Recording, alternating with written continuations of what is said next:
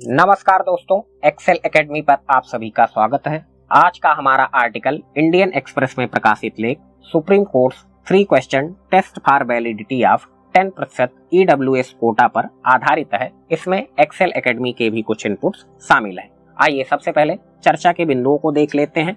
सबसे पहली चीज हम जानेंगे कि खबर क्या है और 3 प्रमुख मुद्दे क्या हैं सुप्रीम कोर्ट के सामने जिनको लेकर सुनवाई होनी है।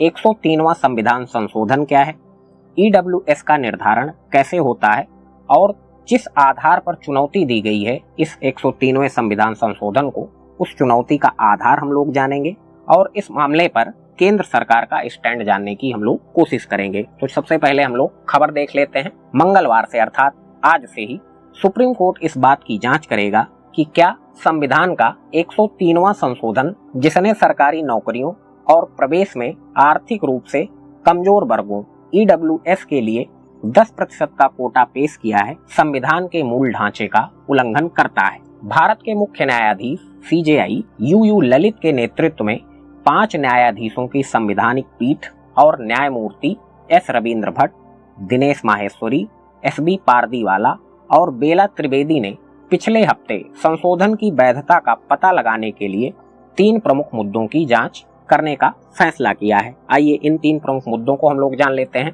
103वां संविधान संशोधन इस आधार पर संविधान के मूल ढांचे के विरुद्ध है कि इसके तहत राज्यों को आर्थिक आधार पर आरक्षण देने की शक्ति प्राप्त हुई है। इससे सरकार को गैर सहायता प्राप्त निजी शिक्षण संस्थानों में दाखिले को लेकर नियम बनाने की शक्ति मिलती है। क्या ये संविधान के मूल ढांचे का उल्लंघन है? क्या ये संशोधन इस आधार पर मूल ढांचे का उल्लंघन करता है कि EWS आरक्षण में OBC SC ST को शामिल नहीं किया गया है? अब आइए जानते हैं कि 103वां संविधान संशोधन क्या है। 103वें संशोधन के जरिए संविधान में अनुच्छेद 15(6) और 16(6) को शामिल किया गया है, जो उच्च शिक्षण संस्थानों, सरकारी नौकरियों में पिछड़े वर्गों SC और ST के अलावा अन्य EWS को 10% तक आरक्षण प्रदान करता है।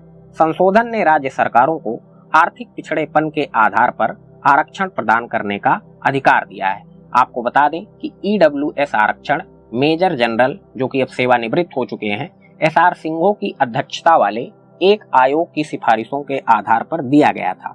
मार्च 2005 में UPA सरकार के कार्यकाल में गठित इस आयोग ने जुलाई 2010 में अपनी रिपोर्ट प्रस्तुत की थी।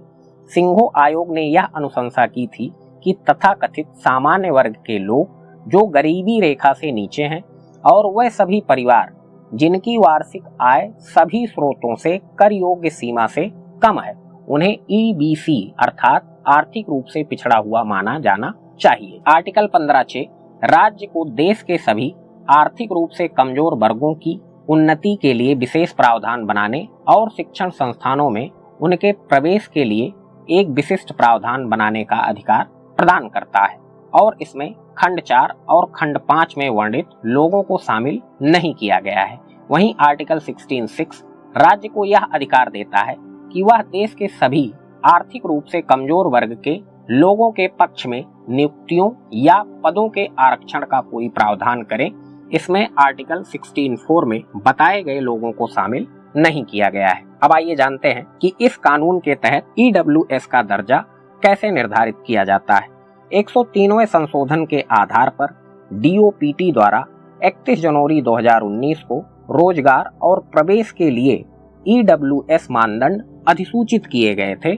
2019 की अधिसूचना के तहत एक व्यक्ति जो SC ST और OBC के लिए आरक्षण की योजना के तहत कवर नहीं किया गया है और जिनके परिवार की सकल वार्षिक आय 8 लाख रुपए से कम थी, उन्हें आरक्षण के लाभ के लिए EWS के रूप में पहचाना जाना था। अक्टूबर 2021 में सुप्रीम कोर्ट ने PG मेडिकल कोर्स के लिए अखिल भारतीय कोटा में EWS के लिए आरक्षण की चुनौती पर सुनवाई करते हुए सरकार से पूछा कि 8 लाख रुपए की सीमा आपने कैसे निर्धारित की है। केंद्र सरकार ने अदालत से कहा कि वह आय मानदंडों पर फिर से विचार करेगा और इस उद्देश्य के लिए 3 सदस्यीय पैनल का गठन करेगा। इस साल जनवरी में सरकार ने समिति की रिपोर्ट को स्वीकार कर लिया, जिसमें कहा गया था कि वर्तमान स्थिति में वार्षिक पारिवारिक आय की 8 लाख रुपए की सीमा EWS निर्धारित करने के लिए उचित लगती है और इसे बनाए रखा जा सकता है। हालांकि समिति ने कहा कि EWS आरक्षण में आय के अलावा ऐसे व्यक्ति को बाहर किया जा सकता है जिसके परिवार के पास 5 एकड़ या उससे अधिक कृषि भूमि है। इसके अलावा समिति ने सिफारिश की आवासीय संपत्ति मानदंड को पूरी तरीके से हटाया जा सकता है। आपको बता दें कि वर्तमान में जो क्राइटेरिया है वो कुछ इस प्रकार है। नंबर 1, 5 एकड़ या उससे अधिक की कृषि भूमि। नंबर 2, 1000 वर्ग फुट और उससे अधिक का आवासीय फ्लैट। नंबर 3, अधिसूचित नगर पालिकाओं में 100 वर्ग गज, यहाँ ध्यान दीजिएगा 100 वर्ग गज, फुट की बात नहीं है, और उससे अधिक का आवासीय भूखंड। नंबर 4, अधिसूचित नगर पालिकाओं के अलावा अन्य क्षेत्रों में 200 वर्ग गज और उससे अधिक का आवासीय भूखंड। यदि किसी व्यक्ति जिसके परिवार के पास ये सभी संपत्तियां मौजूद हों तो उसे EWS आरक्षण में शामिल नहीं किया जाएगा, भले ही उसके परिवार की आय कुछ भी हो। अब आइए जानते हैं कि किस आधार पर इस संशोधन को चुनौती दी गई है। वर्तमान मामले में यह तर्क इस दृष्टिकोण से उपजा हुआ है कि सामाजिक रूप से वंचित समूहों को गारंटीकृत विशेष सुरक्षा प्रदान करना बुनियादी ढांचे का हिस्सा है, जबकि 103वां संविधान संशोधन आर्थिक स्थिति के एकमात्र आधार पर विशेष सुरक्षा का प्रावधान करता है। याचिकाकर्ताओं ने संशोधन को इस आधार पर भी चुनौती दी है कि यह सुप्रीम कोर्ट के 1992 के इंदिरा साहनी बनाम भारत संघ फैसले का भी उल्लंघन करता है, जिसने मंडल रिपोर्ट को बरकरार रखा और आरक्षण को 50% की सीमा तक सीमित कर दिया। अर्थात इंदिरा साहनी बनाम भारत संघ मामले में सुप्रीम कोर्ट ने यह कहा था कि आरक्षण 50% से ज्यादा नहीं होना चाहिए, विशेष स्थितियों में ये 50% को क्रॉस करना चाहिए।